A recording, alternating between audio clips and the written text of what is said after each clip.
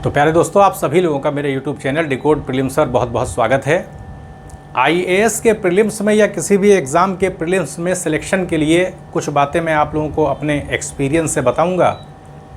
तो अगर इसको फॉलो किया जाएगा तो इसका नतीजा आप लोगों के सामने आएगा। सबसे पहली चीज़ है कि कोई भी चीज़ जो बताई जाए वो नेचुरल होनी चाहिए, यानी हमें अपील भी करे कि हाँ भाई ये बात तो सही है, अगर हम ऐसा करते हैं तो ऐसा नतीजा निकलेगा। तो जब हम प्रकृति से, नेचर से जुड़ जाते हैं तो चीज़ हमको अपील भी करती है। तो हमें देखना चाहिए कि नेचर में किसी चीज़ को कैसे प्रिपेयर किया जाता है, कैसे तैयार किया जाता है, क्योंकि तैयारी तो नेचर में भी होती है। एक पेड़ भी जो है वो ज़मीन से हमें डेवलप होता हुआ दिखाई पड़ता है, उसका भी एक विकास हम देखते हैं। तो होता ये है कि पहले क्या होता है कि किसी एक स्पेस को घेरा जाता है, ऑक्यूपाई किया जाता है। एक स्थान को घेरने का काम नेचर में दिखता है। जैसे हम सन को देखते हैं, सूर्य को देखते हैं तो उसने भी एक जगह घेरी हुई है। हम पृथ्वी को भी देखते हैं तो अंतरिक्ष में उसने भी एक स्पेस जो है ग्रहण किया हुआ है। तो ये पता लगता है नेचर में कि जो भी चीज़ होती है, चाहे वो छोटी हो या बड़ी, कोई ना कोई स्थान ज़रूर ग्रहण करती है। उस स्थान में ही, जगह में ही, स्पेस में ही उसका विकास होता है। उसको कुछ ना कुछ जगह चाहिए होती है, फिर उसमें वहाँ से उसका विकास होता है। तो पहले तो ये है कि हमें एक स्पेस मिलना चाहिए, जो कि हमारा यूपीएससी के ज़रिए जो है वो सिलेबस दे दिया गया है। तो हमको एक दायरा तो दे दिया गया ना कि भाई इसी दायरे में रह करके आप तैयारी करिए। तो वो स्पेस क्या है, वो हमारा सिलेबस है। अब ये आता है कि भाई हाँ स्पेस हो गया। अब आता है जैसे हमारा शरीर है तो उसमें क्या है, उसने एक आकार ले लिया, एक स्पेस ले लिया कि इतना ही डेवलपमेंट इसमें होगा, एक ढांचा बन गया हमारा। अब उसमें अलग अलग ऑर्गन, अलग अलग अंगों का विकास होगा, जो अपने सिस्टम के हिसाब से होगा, जहाँ जिस चीज़ का विकास होना है। तो अब हमने क्या लिया, हिस्ट्री को ले लिया। अब करना ये चाहिए कि हमने उसमें टॉपिक डिसाइड किया कि भाई हिस्ट्री में इतना पूछा जाता है, प्रीवियस ईयर के क्वेश्चंस हमने देख लिए कि यहाँ से पूछा जाता है। तो एक हम, अब हमारी क्रिएटिविटी इसमें आएगी ना कि हमने कोचिंग किया या नहीं किया, ये बात नहीं है। बात यह है कि हम ये देखें कि जो प्रीवियस ईयर में क्वेश्चंस आए हैं उसके हिसाब से हम किस हिसाब से स्ट्रेटजी बना सकते हैं, टॉपिक सेलेक्ट करें। अब हमने टॉपिक का भी सिलेक्शन कर लिया, पॉलिटी में भी कर लिया, इकोनॉमिक्स में भी कर लिया, ज्योग्राफी में भी कर लिया, हिस्ट्री में भी कर लिया, आर्ट एंड कल्चर में भी कर लिया, हमने इन्वायरमेंट के अंदर भी हमने देख लिया। यहाँ भाई एक लिस्ट हमारी तैयार हो गई। तो हमने क्या किया, एक लिस्ट तैयार करने के बाद अब हम स्टडी उसकी करेंगे, मानी सी बात है। तो जब हम उसका अध्ययन करेंगे तो हमें फिर पूरी क्लैरिटी होनी चाहिए, स्पष्टता उस विचार में होनी चाहिए कि कहीं से भी पूछ लिया तो हम बता सकें। अब हम मान लिए हमने टॉपिक पढ़ भी लिया। पढ़ने के बाद हमें क्या करना चाहिए कि पढ़ने के बाद क्या किया कि हमने नोट्स बना लिया, लेकिन एक चीज़ हम छोड़ जाते हैं। जब हम उस चीज़ को छोड़ देते हैं तो फिर उससे क्या होता है, कॉन्फिडेंस भी नहीं पैदा होता है और मेंस में भी हमको फ़ायदा नहीं मिलता है। जब हमने स्टडी किया, इतना काम कर लिया, तो एक काम और आगे बढ़ के करें। वो क्या है, वो ये है कि हम ओरली उस चीज़ को बताएं भी। हमने स्टडी कर लिया, मान लिया हमने पर्वतों के बारे में अध्ययन कर लिया या चक्रवात के बारे में, साइक्लोन के बारे में हमने पढ़ लिया। साइक्लोन से रिलेटेड जितनी बातें हैं किताब के अंदर हमने सारी बातें पढ़ ली और देख भी लिया कि इससे पहले साइक्लोन के ऊपर, चक्रवात पर किस तरह के सवाल बने हैं मेंस में या प्रीलिम्स में। अब हम अगर पढ़ने के बाद उसको बता ले जाते हैं तो माना जाएगा कि भाई हमने गहराई के साथ उसको समझा है। अगर हम गहराई के साथ उसके सारे डायमेंशन को नहीं समझ पा रहे हैं तो हम बता भी नहीं पाएंगे, रुक जाएंगे वहाँ पर, थोड़ी देर बोलेंगे फिर रुकावट पैदा हो जाएगी।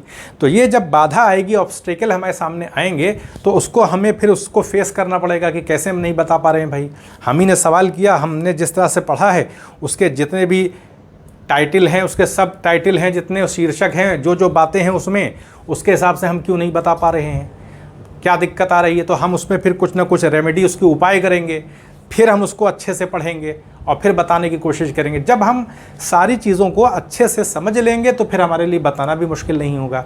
जब हम बताने लग जाएंगे तो हमने अपनी स्टडी में एक डायमेंशन को और ऐड किया ना कि हमने स्टडी किया, फिर नोट्स बनाया और फिर उसी को क्या किया, सारी बातों को खुद से बैठ करके सवाल पूछा और बताना शुरू कर दिया कि भाई चक्रवात के इतने इस प्रकार के चक्रवात होते हैं। अब हमने किसी चक्रवात को ले लिया, अब उस चक्रवात के बारे में जो उसका जो स्वरूप है, जो नेचर है, जो कुछ भी उसके बारे में बातें हैं उसको बताना शुरू कर दिया।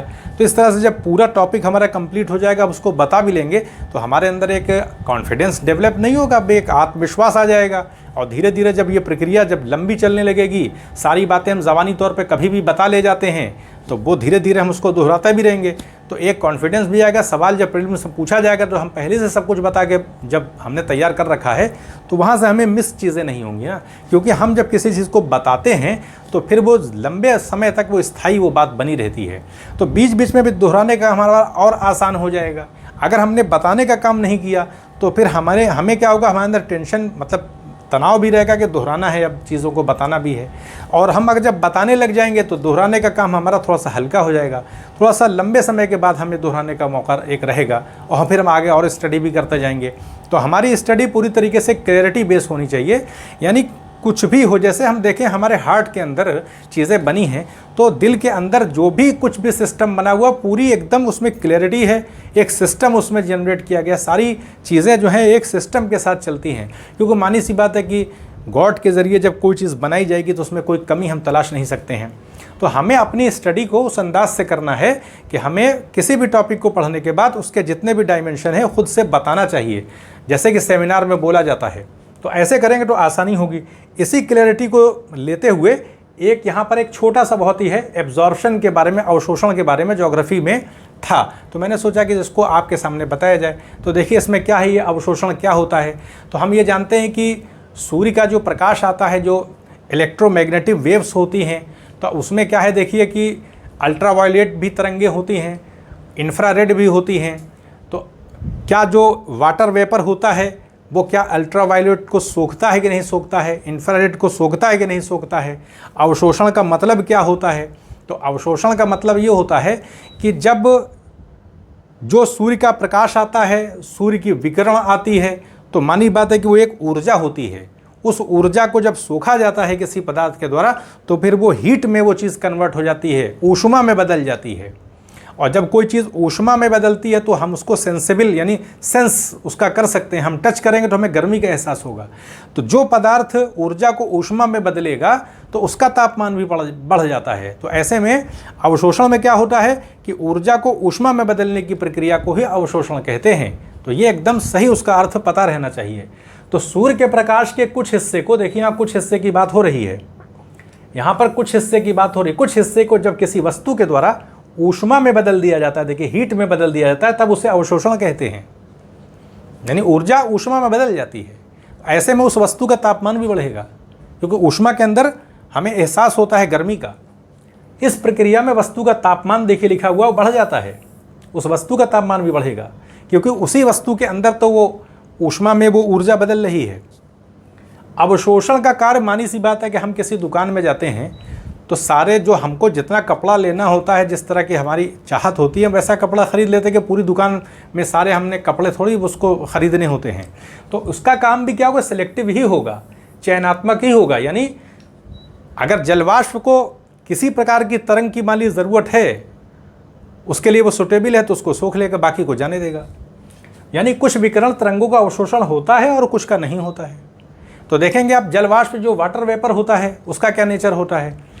जलवाष्प जो होता है वो अल्ट्रावायलेट जो रेजेस आती हैं पृथ्वी पर उसको वो पारदर्शी होता है, आने देता है, सोखने का काम नहीं करता है।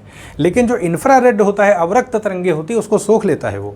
और साथ में पृथ्वी जब परावर्तित करती है प्रकाश को शाम के वक्त, तो उसको भी जो दीर्घ तरंगों के रूप में होता है उसको भी जलवाष्प के द्वारा सोख लिया जाता है, अवशोषण हो जाता है। तो ये बात है। तो देखिए ये तो हमने जान लिया अवशोषण के बारे में कि जो ऊर्जा होती है वो ऊष्मा में बदल जाती है और जो वस्तु उस कार्य को संपन्न करती है उसका तापमान भी बढ़ जाता है। अब कौन से पदार्थ तो सोखने का काम करते हैं, एब्जॉर्व करने का काम करते हैं, तो इसमें वाटर वेपर है, जल वाष्प है, धुंध है, धुआं है, धूल कण होते हैं, ऑक्सीजन भी होती है, नाइट्रोजन भी है और ओजोन गैस भी होती है। इनके द्वारा प्रकाश को सोखा जाता है। अब देखिए आगे चलने, जल वाष्प के बारे में मैंने आपको बता ही दिया कि यदि सौर विकिरण की तरंग दैर्घ्य 0 यानी वेवलेंथ जो है वो 0.29 से यानी 0.9 से 2.1 माइक्रोन के बीच अगर होगी तो ये जो है वो अवशोषण करेगा सबसे ज़्यादा, वाटर वेपर सोखने लगेगा। लेकिन किसको सोखेगा, वो देखिए इंफ्रारेड को सोखेगा, रेडिएशन को सोखेगा, अवरक्त विकिरणों को सोखने का काम करेगा। और इसमें वाटर वेपर का तापमान भी, टेम्परेचर भी बढ़ेगा। लेकिन आप देखेंगे जो दीर्घ तरंगे होती हैं, पार्थिव विकिरण होती हैं, पृथ्वी के द्वारा शाम के वक्त जो प्रकाश अंतरिक्ष में भेजा जाता है उसको भी जल वाष्प के जरिए सोख लिया जाता है। लेकिन जब सूर्य का प्रकाश आता है पृथ्वी पर तो जो पैराबैंगनी विकिरण होती हैं, अल्ट्रावायलेट जो तरंगे होती हैं, उनको वो सोखने का काम नहीं करता है, जाने देता है। तो देखिए अब नाइट्रोजन, ऑक्सीजन और ओजोन के बारे में हम देखते हैं कि इनका क्या मामला है। तो जब तरंग दैर्ध्य यानी वेवलेंथ 0.29 माइक्रोन से कम होती है तब लघु तरंग दैर्ध्य वाली यानी बहुत ही स्मॉल इनकी वेवलेंथ होती है, पैराबैंगनी विकिरणों को इन दोनों गैसों के ज़रिए सोख लिया जाता है, नाइट्रोजन, ऑक्सीजन, और ओजोन तो और शॉर्ट वेवलेंथ वाली जो पैराबैंगनी विकिरण होती है उसको सोखने का काम करता है, सोख लिया जाता है। इसका मतलब है कि जो पैराबैंगनी विकिरण होता है यानी किरणें आती हैं तो उसको नाइट्रोजन के द्वारा भी सोखा जाता है, ऑक्सीजन के द्वारा भी सोखा जाता है, और ओजोन गैस तो सोखने का काम करती ही है। स्ट्रेटोस्फेयर में ओजोन गैस और अधिक लघु तरंग दैर्ध्य वाली विकिरणों को सोखने का काम करती है। अब देखिए यहाँ पे आता है कि दृश्य प्रकाश जो होता है विजिबल, ये जो जिसको हम विजिबल रेडिएशन कहते हैं, जिसके ज़रिए हम देख पाते हैं, तो ये जो दृश्य प्रकाश होता है इसको नाइट्रोजन, ऑक्सीजन और ओजोन, ये जो गैसें होती हैं इसको सोखने का काम नहीं करती, खिड़की का काम करती हैं, यानी जाने देती हैं। तो जिस वजह से ये दृश्य प्रकाश पृथ्वी पर आ जाता है। तो दृश्य प्रकाश के स्पेक्ट्रम के लिए ये तीनों गैसें वायुमंडलीय खिड़की का काम करती हैं, इनका ये अवशोषण नहीं कर पाती हैं, इस वजह से दृश्य प्रकाश पृथ्वी की सतह तक पहुंच जाता है। और हम ये जो विजिबल रेडिएशन होता है इसी के ज़रिए हम वस्तुओं को देख पाते हैं। तो ये मैंने आपको बात बताई कि हम जब किसी चीज़ को, किसी टॉपिक को पढ़ें तो कम से कम उस पुस्तक में, किताब में जो बातें दी हुई हैं वो गहराई से हमारे समझ में आनी चाहिए। इससे क्या फ़ायदा होगा, फिर हम बताने की भी कोशिश करें। जैसे आप लोगों ने ये चीज़ें अब समझी, समझने के बाद देखिए आप बता पाते हैं कि नहीं बता पाते हैं। जो एस्पिरेंट तैयारी कर रहे हैं उनको कोशिश करनी चाहिए कि वो बताने की भी कोशिश करें। तो इससे क्या होगा, जब हम बताने लगेंगे तो क्या होगा कि हमारे अंदर एक कॉन्फिडेंस जो है वो डेवलप होगा। तो यही मेरा मकसद है कि हमें एक सही नीति के तहत आगे बढ़ना चाहिए। तो यहीं पर मुझे अनुमति दें, चैनल को सब्सक्राइब भी करें, शेयर भी करें। आप सभी लोगों का बहुत बहुत धन्यवाद।